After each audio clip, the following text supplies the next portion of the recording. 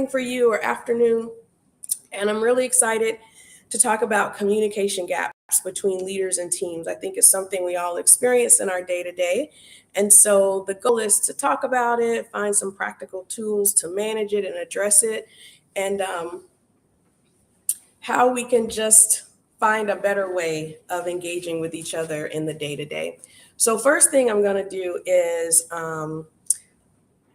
take myself off of camera. I wanted everyone to see me and to be able to say hello to you, but sometimes when I share my screen and I do a camera, it glitches on me.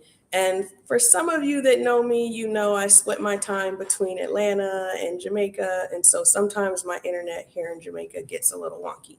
So I'm going to share my screen, and one moment, and then I'm going to camera, come back to our presentation, and get us started. All right, so we can all recent experiences that are everything hits the fan.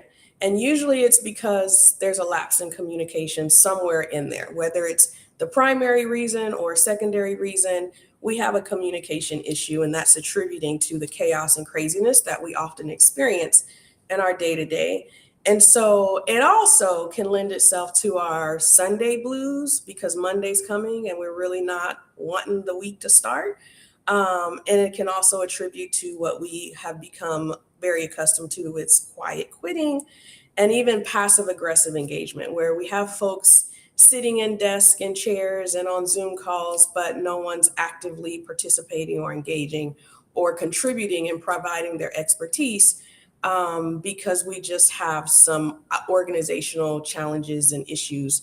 And again, oftentimes they lend themselves to communication gaps. So let's talk about that today. Why does it matter? I think most teams struggle not because there's considerable deficits in skill or effort. Now, that does lend itself to our challenges day to day, but it's not the only reason. A lot of time, communication gaps are the biggest drains on trust, time, and performance.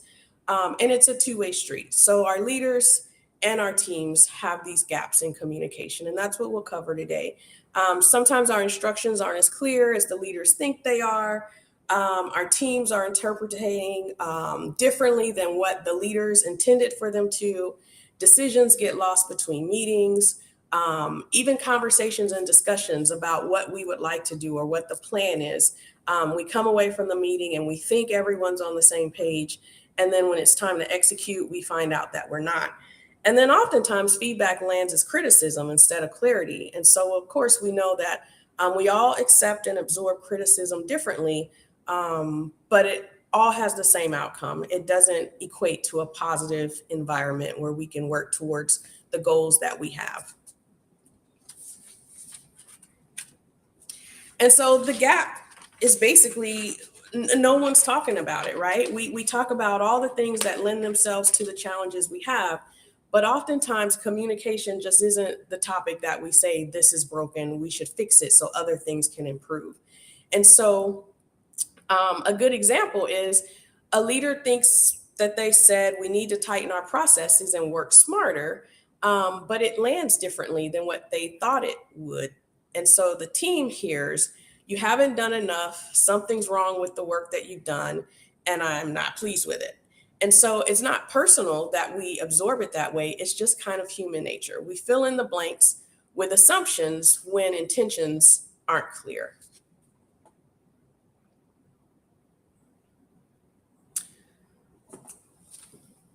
So the goal for today is to understand these gaps and leave with some tools to help address them in the day to day.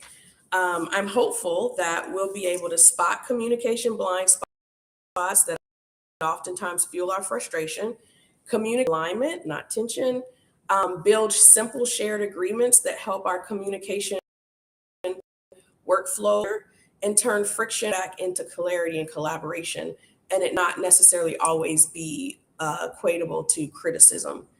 And this session is for leaders and team members. So if you join me and you're on the side of the table that's leadership or executive management, great. I'm glad you're here. But also, if you're a team, the operational team, who delivers, implements, and gets the work done on a day to day, then this is for you as well, because we all have a part in fixing the gap in communication. So I threw this slide in here because I thought this picture really depicts oftentimes what communication looks like for our teams.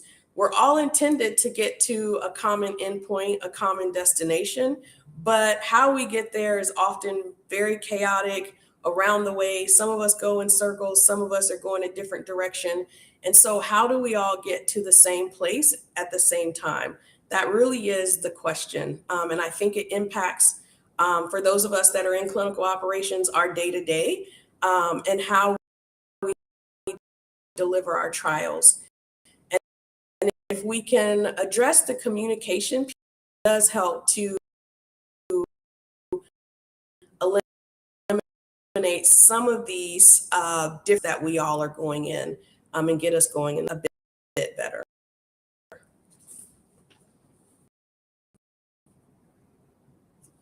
All right, so let's, and side note, I would love for you to take notes, but I also have put together an e-guide that you can just download after the meeting. We'll share the link. So you don't have to feel like you need to take tons of notes. I've put it all into one concise PDF for you, and you'll be able to away and use it. So feel free to take notes, but don't feel pressured. I will share an e-guide with you. So some common blind spots on the leadership side. We assume that clarity is there because we said it. We said what we'd like to see happen or what the goal needs to be, and that's it. We don't provide anything else with it except, because I said it, they should know what I mean. Oftentimes we're moving fast. I'm a fast talker. I speak quickly, and I've had to learn to slow down and make sure I provide contextual information along with the requirement or the stated goal or the deliverable or the issue, and make sure we're all on the same page contextually. I've given enough information that we know why we're here and what we're talking about. And it seems so simple, but if you think about it, a lot of times we have discussions. And if we did a poll, half of us wouldn't know exactly what we're talking about. Maybe we're thinking about family. Maybe we have too many other things on our mind. We're on a Zoom call and we are multitasking. And so we missed that first part. And so 20 minutes later, we're still not quite sure exactly what we're talking about. And oftentimes it's because we didn't give enough context for the team to even go back and reference. When we communicate in shorthand, it really deprives everyone of being able to have a good reference point. Some of us learn differently, some of us absorb information differently. And so when we kind of abbreviate for the sake of being efficient, we take away the opportunity for everyone to be on the same page and understand what's being said and asked of us. We give direction without checking understanding. So again, earlier we said, because I said it, or because it's been said, everyone should know what I mean. Surely they know the issues that are going on. They know the challenges we've been having. They know the point of the meeting, the title of the meeting. They don't need much more direction. I've given it. And that is a mistake that we often make in deciding that there's enough information in advance. I don't need to give more. I don't need to provide more direction. And then oftentimes we forget that tone and timing are so critical. They're so critical in how the message lands. So if you are having a bad day, or maybe not happy with things, or you have a lot of things going on and you feel like you just really didn't have time to have to stop and have this meeting or share this information again, how you present that and the tone that you use definitely can impact how it's received and how it will be implicated. Same with timing. If the timing isn't good, if everyone is in a chaotic state and it doesn't make sense to stop everyone and have a meeting, then how the message lands at that time will definitely, again, impact the outcome. And so I think we have to remember to make sure our tone aligns and the timing when we are communicating aligns. All right. And so On the next side of things are for teams. What are some common blind spots for teams? You may hear feedback as you're doing something wrong. They're not appreciative of my work. They're very critical. Every time I ask for clarity, the tone is very negative. And so I'm not sure what they want from me. I thought I was doing a great job. So sometimes we hear feedback differently than how it's intended to be absorbed. And it's our responsibility to make sure we take the emotion out of it and stick to the facts and ask for clarity. So the next bullet says that when we stay silent and we kind of just absorb our emotions, instead of asking clarifying questions and staying factual, we miss an opportunity to realize that what we thought was happening isn't the case at all. Sometimes we assume decisions are personal, they're not operational.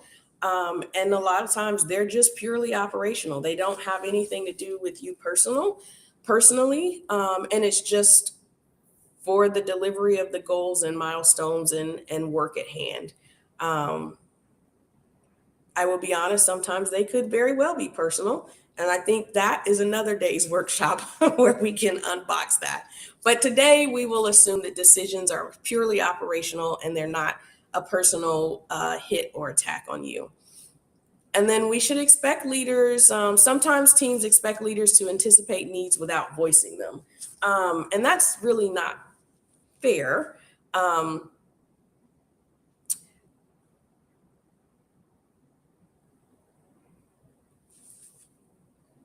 Apologies, I think my internet kind of glitched a little bit, so hopefully you can still hear me.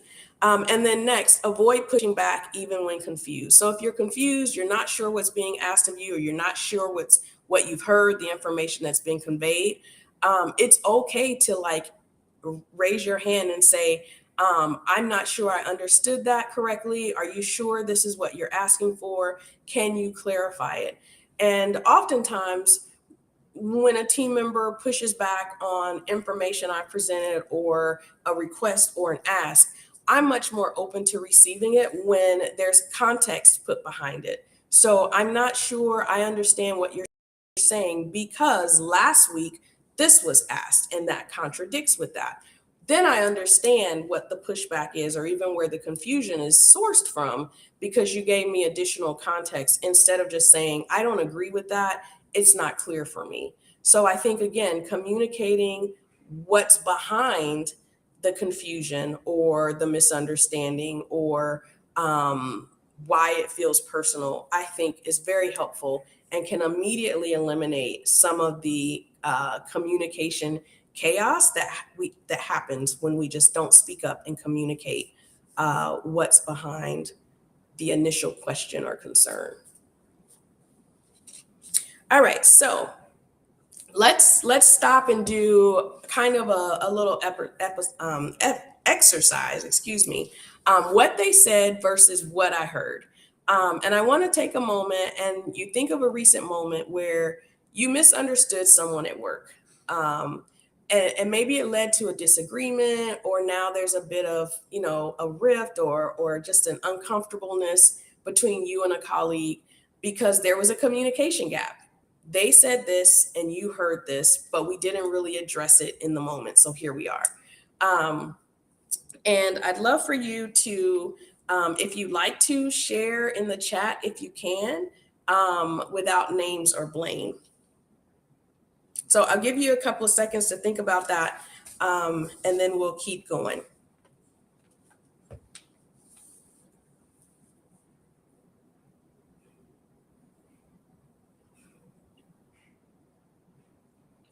Okay, so as you reflect on kind of the moment that you thought that's happened recently, did you notice any trigger words or such as the person said, I didn't like when, or this was missing from the document, or could have done XYZ. Like those are some trigger words that oftentimes causes us kind of just shut down immediately, kind of stop the communication flow because it just didn't hit us properly. You heard it differently than what they meant to say. And then that's when the assumptions come in from your side, etc. You may have heard some urgency words like, I need this ASAP, or how quickly can you get this back to me? Which, of course, our stress meters go up because we already have 5,000 things we're doing. And we just don't need another thing added to our plate. And then there may be ambiguous outcomes. Can you make this better next time? What do you mean by that? What is better? What is the measurement for that? So that I can make sure I meet that and you feel I'm successful and I've made it better. So we just want to make sure that in the moment we capture the translation, and we confirm with the person we're speaking to what we've heard and is asking that. I've learned to do it just hitting my head on a wall and having to realize the best. And so I always summarize and say, well, I understand you're asking me to do this and you need it in this time frame. Is that correct? Now, if I don't agree, I just don't walk away and say, okay. I also say, well, I'm not sure if I can deliver because XYZ, but I would be able to possibly do this or this instead. Would that be acceptable? So I think you have to always open it up to make sure that if you don't agree or you feel like the impossible is being asked, then you make that clear. It's okay to make that clear. But what makes it successful is when you give options. When you just say, I don't think I can achieve that, but you don't also provide additional options or outcomes that can be discussed or even shot down, but at least you gave some, then it's a closed door and you walk away from an opportunity to have an outcome and a resolution and to be the one that provides it proactively instead of waiting on the other person who may be a colleague or even a leader to come up with those options for you. So I want to give a couple of examples of how this could work, what they said versus what I heard. So one example, we have a CRA speaking to a site coordinator. What the CRA says is make sure the labs are entered by the end of the day. But what the site coordinator hears is you're behind again in slowing down the study. Now, maybe there's a deliverable that the CRA needs to meet and has been requested to make sure these things are entered because there's a data review happening and we want to make sure these lab values are in the database within the deadline. If the CRA had shared that contextual information, then the coordinator would have just felt like, okay, I'm really busy, but this is a deliverable that my CRA needs to make sure the study team has what they need. So let me make time for it, instead of feeling like she's criticizing her work and saying she's slowing her down and behind. So a really good example of how it can work when you provide context. Let's do another one. So we have a sponsor lead speaking to the CRO team. And the sponsor lead says, let's revisit our enrollment strategy, which I bet most of us have heard that before. And what the CRO team hears is the team isn't performing and leadership is unhappy. But maybe, just maybe, we need to revisit our enrollment strategy because the internal sponsor team has realized that our planned number of patients doesn't meet our statistical requirements. And so we're planning to do an amendment, but before we do all that, let's just see if we can increase our enrollment. Let's revisit the strategy. And so without that contextual background information, the CRO team feels like it's a criticism of the team and they haven't been supporting recruitment in the way that was initially requested.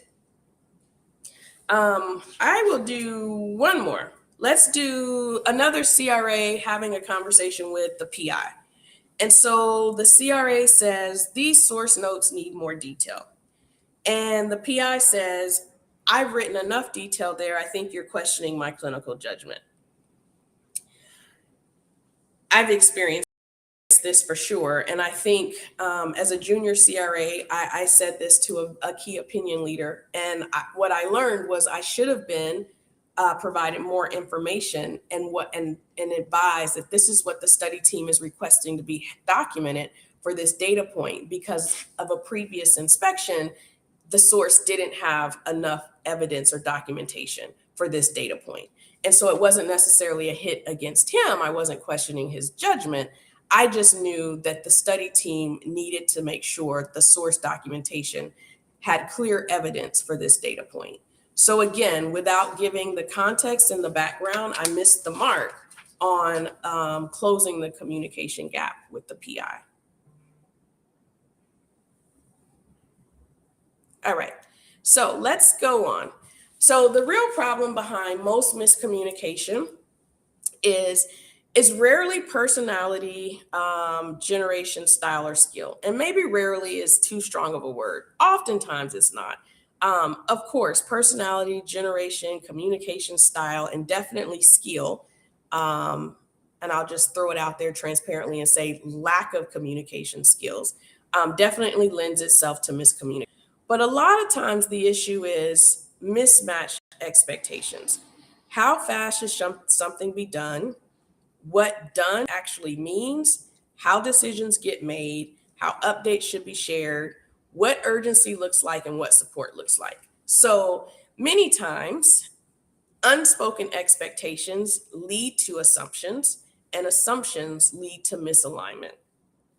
And so when expectations remain a mystery, teams default to personal norms. Like what did I absorb? What does this mean? Okay, I'm going to go do it the way that I know to do it. But that may not be in alignment with what was being requested.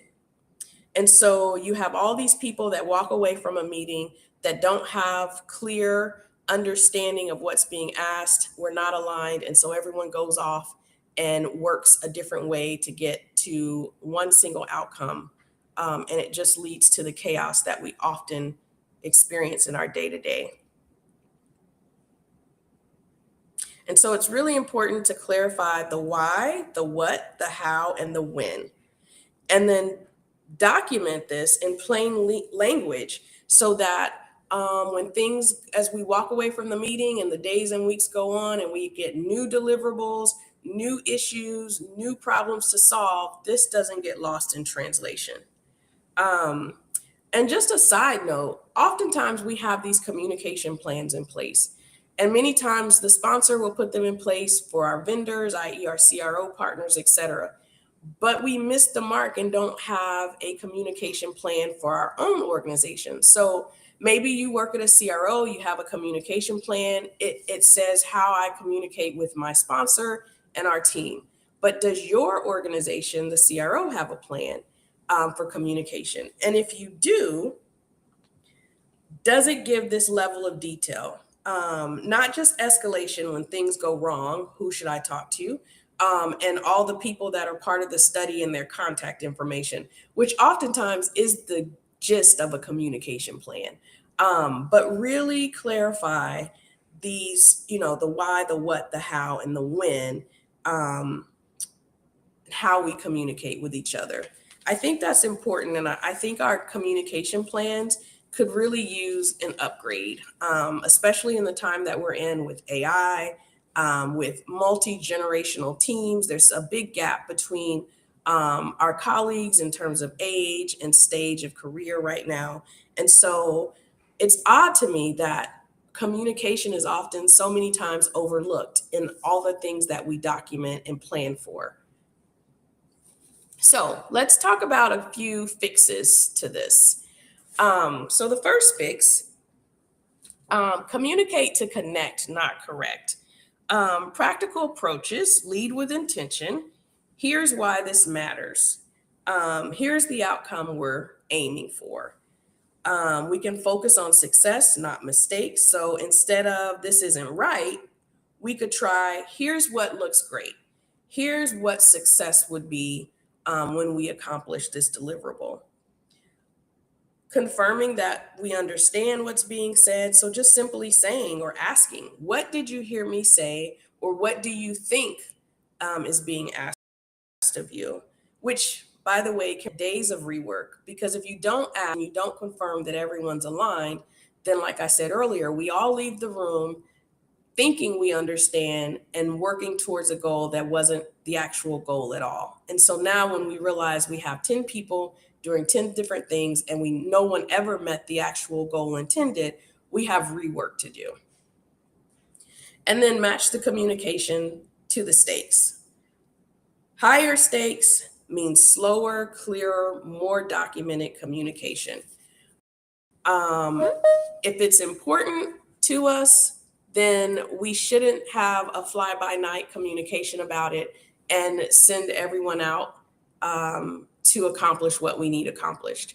And that's for leaders, but for us who are the team members, we should also be able to discern high stakes deliverables versus those that aren't as critical. And when it's a high stake deliverable, our responsibility as team members to make sure we are very clear on what's being asked of us and what a successful outcome is. We should not always rely on our leadership to make that clear. It's our job too, as team members. So we'll have to remember, I think it's important that connecting first opens the door to correction. So if we've connected and we've taken a human first approach, people first approach, instead of leadership that's focused only on task and deliverables, then people are much more committed to what they understand, and they trust that what you've said in a very concise and clarifying way is what they need to do. And that opens the door to correction when needed. But we're not as open to being corrected when the initial goal or task wasn't made very clear. And that's on the part of the leader or the person responsible for communicating those deliverables. All right, so let's talk about fix number 2. I like this idea of shared agreements, and I use it with my teams, and I think it's good because it eliminates guesswork. And when you kind of have a shared agreement, which, by the way, this is something that could be documented fully in a communication plan, or however you document the who, what, how, and when we're going to communicate. These shared agreements come in pretty handy. And so there's 3 groups. The first one is how we communicate. What's our preferred channel? Do we want to do email? Do we want to do Teams chatting? Are we going to have meetings? What is the preferred method for how we communicate? And this can be on an individual basis, a team level, even a company level, like what way that we all choose to communicate. And it can vary. It may not be the same across the board. We may decide for high stakes issues or high risk issues, and there's a major issue, we're going to have a meeting. For lower level items, we send an email. Individual things where it's quick and easy, we all agree we can just do an IM. And so agreeing upfront how we communicate really reduces some of the friction, and we're all a bit more consistent on how we choose to communicate. Response time expectations. If I send you an IM and I'm read, are you expecting me to reply back to you right now? Or do we agree that an IM, it could be a half a day or within the day or within an hour of me ending my meeting, as well as emails and meetings? How do we deal with open actions that come out of a meeting? Did we clearly delineate when these open actions need to be resolved, or is it just open-ended? And when we have a month meeting later and someone says, hey, what happened with that open action item? Did anyone ever deal with it? And everyone's quiet. Well, we didn't assign a time frame for it. And we all know we're super busy. So if there's no time frame and we don't understand the criticality of it, then it may just get put to the back burner. And then lastly, how we escalate issues.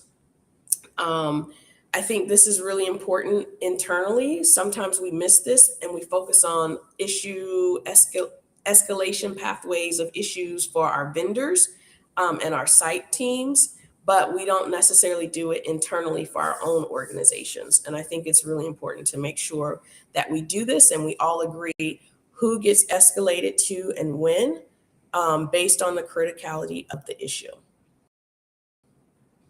And so next is, how do we work? How do we document decisions? How do we track updates? And how do we close the loop on tasks? And a lot of times it's all over the place. Everyone kind of like, if you have this PM, she may like to use a certain platform that's available. Another team member may prefer to use the old school Excel spreadsheet.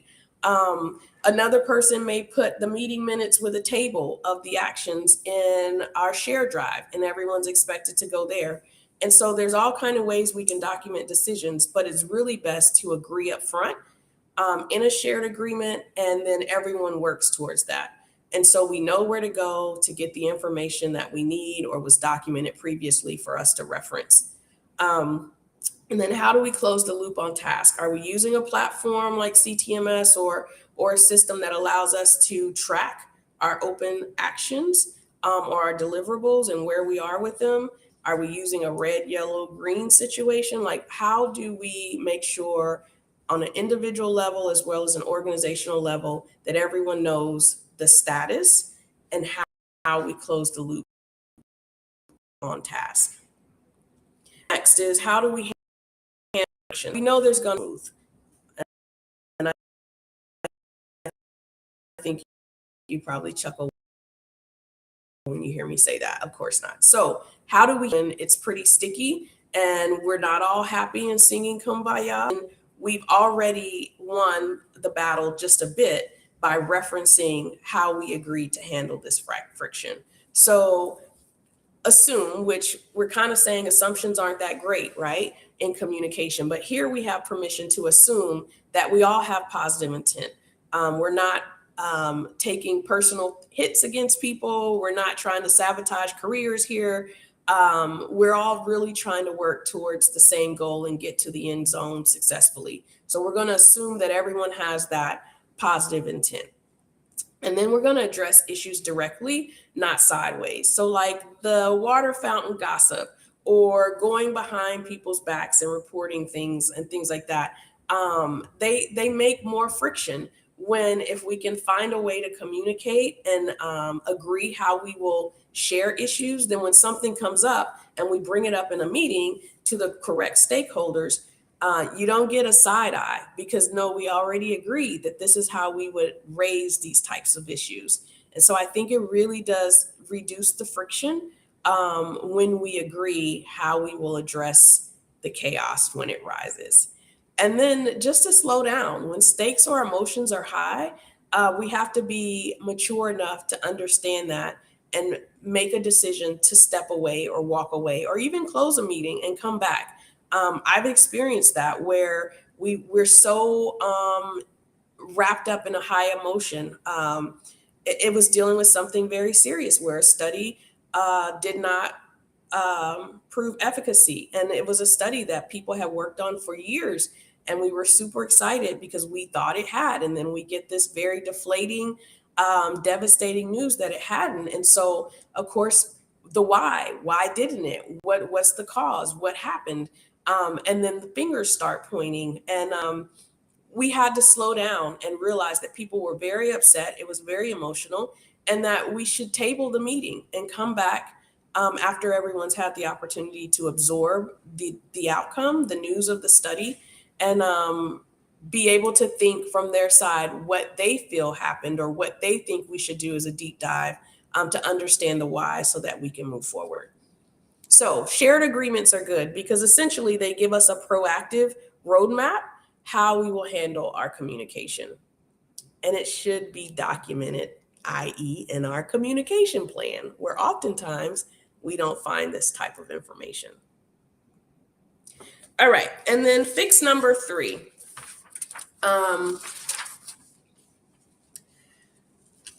Simple formula both sides can use. The what happened, why it matters, what support is needed, and what happens next. I think, again, sometimes we get so wrapped up in the task and the deliverables and that we need it all done right now or really soon. We forget to just make sure things are, our feedback comes in a very clear and concise way. And the way that we can do this is just to use a formula and stick to the facts, not assumptions. Understand the why. Tie it to impact, not our emotions, as we've already talked about a bit. And then ask what support is needed. What do you need from me to move forward? How can I be the solution or part of the solution in this challenge that we're experiencing? Um, or here's what I need you to do next time, instead of the action you took this time. And then define those steps very clearly. And oftentimes, I'll just say it, sometimes we have teams that are maybe not as experienced or still learning, and they may not understand the steps clearly. And it goes the same for leadership. Sometimes we have leaders who do great on some things, but other things they're still learning and developing too. And so defining steps clearly it's very easy for me to say those words, but it's not an easy thing to do. It really takes mastery to be able to define and give direction in a very clear and concise way.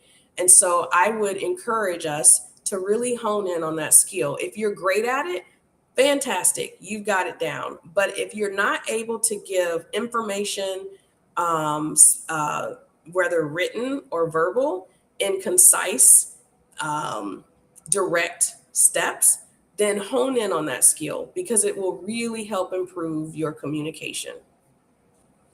Okay, so let's do some examples using the formula of what happened, why it matters, what support is needed, and what happens next. All right, so we're going to use our monitoring CRA. She's been on the stage in the hot seat quite a bit today. So our CRA, the project manager is talking to the CRA and says Monday's monitoring report didn't include documentation for the protocol deviation that was discussed on site. So we've explained what happened. And why does this matter? It delays our sponsor notification and affects audit readiness. Okay, so now we know this isn't personal. There's a reason behind why this deficiency is important. I'm not just calling you out on the carpet for it. And so, what support is needed? What do I need from you? I need you to pull the source notes, if you can, and add the deviations details to your assessment in the report. So, let's revise the report and make sure this is added in. And what could I do to help you make this easier going forward so we don't miss this? So I think this is an important question because it brings the human piece back into it. What support can I offer you? Because the CRA has 6 trip reports to do, preparing for another visit, and has sites calling all day, every day about a very challenging study. And now the project manager is asking this person to go back to a report and add something in. So, of course, the frustration's there. And it's received probably not as well as it should be, or we would hope for it to be. So when you ask, how can I support you? It does soften the blow a bit, and it does make it feel more like, okay, we're in this together versus you just telling me, I need you to do this, do it now. And then the what happens next. And so very clearly, can you update the MVR by tomorrow? Because I need to get this back to the sponsor. And then we can add a deviation check to your end of visit workflow so that you don't forget to do this in the future. So that's an example of using the formula to turn feedback into clarity. All right, so a mindset reset for leaders and teams. To close the communication gap, both sides need to shift. And again, I'm given permission to assume, and maybe it's better to say choose to decide that everyone is trying to do their best. We'll slow down when something feels off, clarifying expectations early, not after things go wrong, and we ask instead of assume. What does support look like? Over communicating during change or uncertainty. It drives me crazy when we have a major issue and we're just not sure how things are going to turn out. I've been in a situation where um, the only compound that a company had didn't look like it was going to be able to continue, and a meeting was called, all hands, and there was very little information provided, and people were literally concerned about not only their study and the work they had done and why, what happened, how did you come to this conclusion, but what does it mean for me personally and my job and the family that I have or the responsibilities that I have? There was just very little conveyed during this all hands.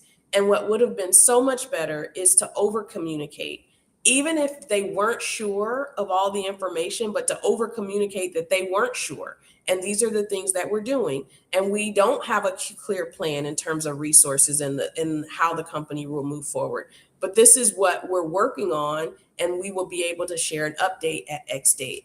Instead of just leaving it unsaid, over communication can happen even when you don't have all the details. And I think that's a very big miss on the part of leadership. Oftentimes, there's just a lack of information, and you can over communicate even without having all the details. And then document decisions in plain language. And I'm going to go on a little bit of a rant here about meeting minutes. Meeting minutes are really critical. And I think we've had them from the beginning of time in our team. We have someone that's responsible. Now we're using AI to write them. It is clearly there. There's always a miss on that. And we don't realize that we were very lax in making sure our meeting minutes meet and contain the evidence and documentation of the discussion that we needed to, until something goes wrong and everyone's digging through minutes trying to find it. And how amazing would it be if we made sure that our meeting minutes actually included the information that would be important for us to go back and reference? So we should document decisions in plain language. The communication gap and the tools that we're using, all of these things where we're clearly conveying what we need, how we need it done, when we need it done, that should be documented in our meeting minutes without question. And we should never rely on our CTA or our most junior person on the team to collect the information for our minutes, and we don't go back and provide support and make sure that that information is there in a way that we need it. So I'll get off my soapbox about meeting minutes, but they are very important for so many reasons, and not just inspection readiness. When something goes wrong, then we've got it as a CYA. It actually helps us to be able to go back to meeting minutes and remember how we're supposed to do something and exactly what's being asked of the team. So if we adopt these weekly habits or rituals, some people like to use the word ritual, like a 15-minute alignment huddle or a shared decisions log, or even a storyboard that focuses on clarity, wins and misses. When did we clarify something in a good way and we got the results we needed? And when did we not? And what was the outcome? So we learn from that and we don't continue to make the same mistake. Small routines produce big cultural dividends, and culture is really important. For those of you that know me and connected with me, you know, people, culture, and processes are my thing, and communication really impacts all of those. All right, so another scenario example. When a leader says we need to move faster on this project, the team hears we're behind and we're not doing so great. And so using today's tools, this is a really good example of how we can adjust a leader just saying we need to move faster and a team absorbing that by understanding we're behind, we're not doing so great.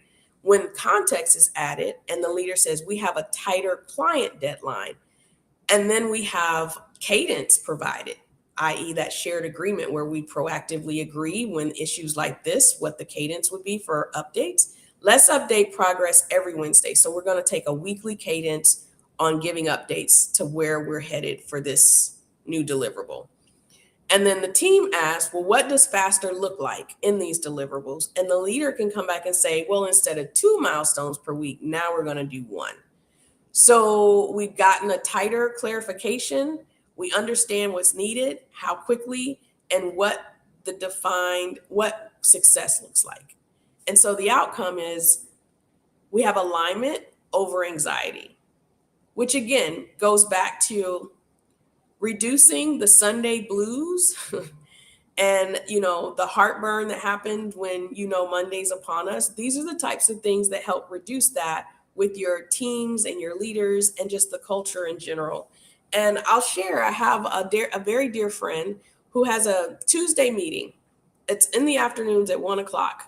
And every Monday, she is just miserable because she has this meeting that she has to attend and she has to provide updates. And the issue is because I asked, I said, what is it about this meeting that makes you just so anxious and so miserable that it's coming up? Because it's every week. You have this feeling every week. And it's she never knows what they're going to ask or what they want. And so she prepares the information, but they come at a different angle every week. And it's almost like it's intended to catch her off guard.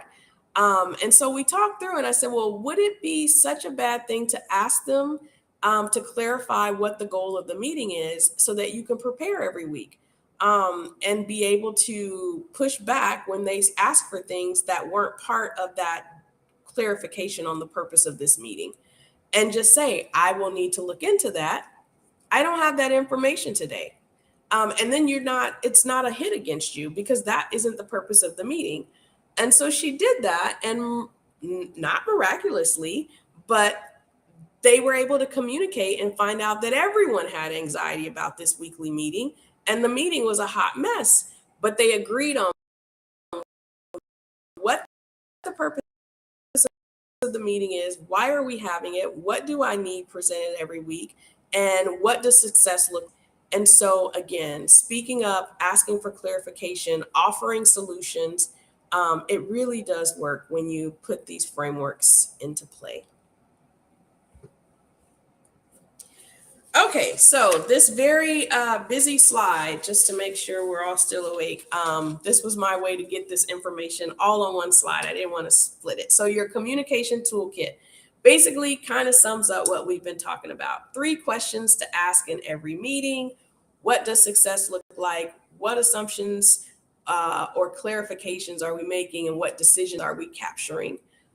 There's agreed adopt shared agreements that we can adopt. We can get these in our communication plans or somewhere where everyone knows how we communicate, how we document, and how we escalate issues. And then 3 habits to incorporate that can reduce the misinterpretation, which affects alignment, is lead with intention, check for understanding, and always close the loop.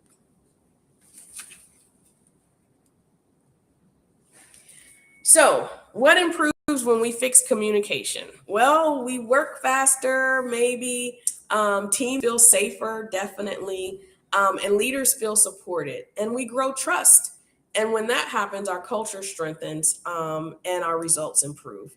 And hopefully, stress starts to drop. Now, will it go away? No, because we're always going to have the world that we live in clinical operations, trying to deliver these studies and trials. But communication really does provide a foundation for a culture where we want to come to work, we want to engage with our colleagues and peers and our leadership, because there's a definitive way of how we communicate, and it's so much more effective than just everyone assuming what we think we heard and going off to work on deliverables that we think we should be doing, and then finding out we're not aligned and we got to start again at the drawing board. And so I just like to take a moment to wrap up.